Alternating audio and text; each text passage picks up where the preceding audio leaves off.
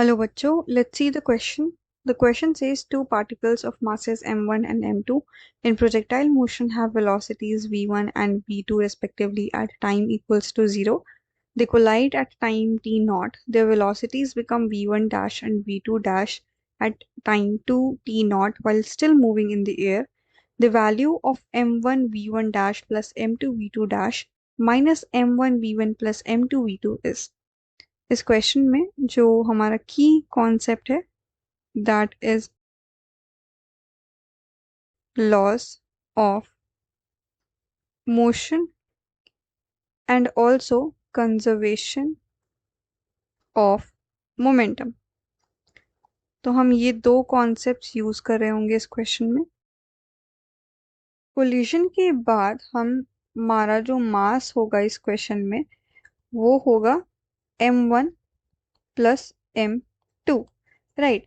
अगर हम फोर्स की बात करें जो इस सिस्टम पर एक्ट कर रही होगी, कौन सी फोर्स एक्ट कर रही होगी? ग्रेविटेशनल फोर्स अभी, राइट।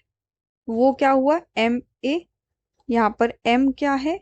सिस्टम का m है m1 plus m2 and acceleration है g। This is equation 1 that we got.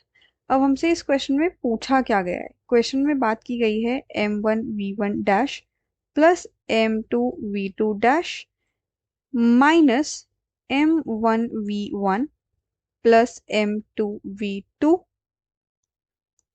के बारे में बात की गई है। अगर हम इस क्वेश्चन को, इस इक्वेशन को थोड़ा ध्यान से देखें तो हमें पता चलेगा कि ये फाइनल मोमेंटम है पूरे सिस्टम का। फाइनल मोमेंटम है और ये इनिशियल मोमेंटम है, initial momentum, right. That means हमसे क्या पूछा गया है? हमसे डेल्टा पी पूछा गया है, that is difference in momentum पूछा गया है। So according to Newton's law of motion हमें पता है F equals to m a होता है, राइट। हम इसको और कैसे लिख सकते हैं? F equals to M, acceleration को delta v by delta T लिखा जा सकता है। तो m डेल्टा v क्या हो गया? F equals to delta p divided by delta t।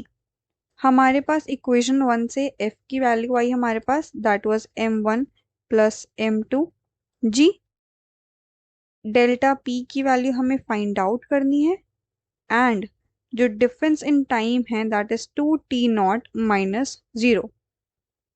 अगर हम इस 2t नॉट को लेफ्ट साइड भेज दें तो 2m1 plus m2 g t not equals to delta p आ गया हमारा आंसर।